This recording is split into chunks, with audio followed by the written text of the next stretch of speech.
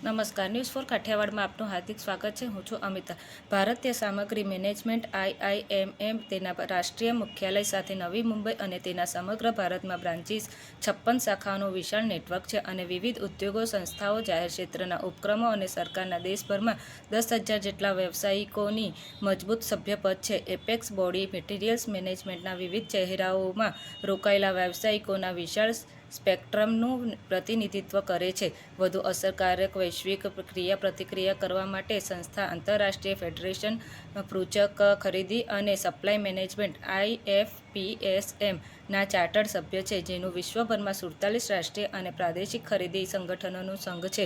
IIMM વિવિધ અભ્યાસક્રમોનું સંચાલન કરે છે, સપ્લાય ચેઇન મેનેજમેન્ટ શાખાઓમાં પોતાનો પ્રમાણપત્ર કાર્યક્રમ ચલાવે છે। IIMM દ્વારા માન્ય અભ્યાસક્રમો મટીરિયલ્સ મેનેજમેન્ટમાં પોસ્ટ ગ્રેજ્યુએટ ડિપ્લોમા અને સપ્લાય ચેઇન મેનેજમેન્ટમાં પોસ્ટ ગ્રેજ્યુએટ ડિપ્લોમા અને AICTE દ્વારા માંચ લોજિસ્ટિક્સ। IIMMના ઉદ્દેશો વ્યાપક માન્યતા સુરક્ષિત કરવા અને વ્યાપારી અને ઇન્ડસ્ટ્રીયલ ઔદ્યોગિક ઉપક્રમોમાં કાર્યક્ષમ સપ્લાય ચેઇન મેનેજમેન્ટની ઇમ્પ્લિમેન્ટેશન પ્રોત્સાહન આપે છે। સપ્લાય ચેઇન મેનેજમેન્ટ ફેકલ્ટી રોકાયેલા વ્યક્તિઓની વ્યવસાયિક સ્થિતિને સુરક્ષા અને ઉન્નત કરવા IIMM આચારસંહિતા અને નૈતિકતાના કડક પ્લાન માટે સભ્યોમાં પ્રચાર અને પ્રોત્સાહન આપવું। અમદાવાદ વિશે અમદાવાદ ગુજરાત રાજ્યનું સૌથી મોટું શહેર અને ભારતના 7મા સૌથી મોટા શહેરી એકત્રીકરણ છે।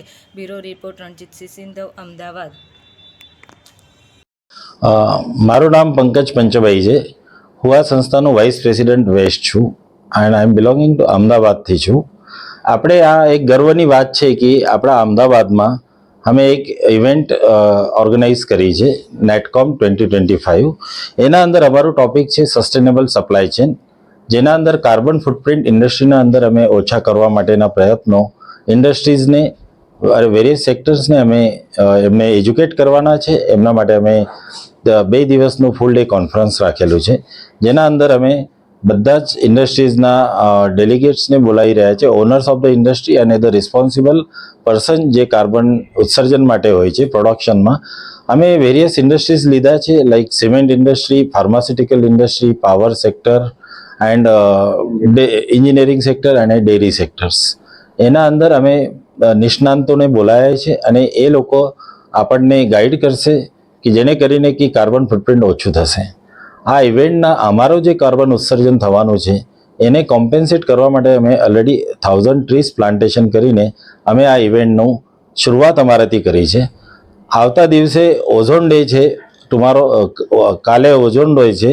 ઓઝોન ડેના યુ ઉપર અમે આ શરૂઆત કરી રહ્યા છીએ અને આ અમારું કિક ઓફ પ્રેસ કોન્ફરન્સ છે નેટકોમ 2025 માટે।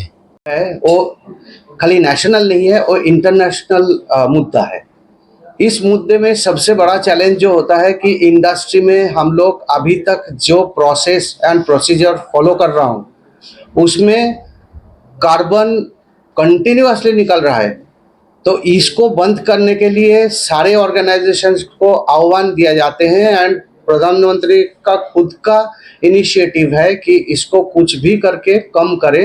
उसीलिए उन्होंने 2050 तक इंडिया को कार्बन फ्री डिक्लेयर करने के लिए मान किया है, लेकिन उसके लिए जो जाना है वो हम सबको जाना है।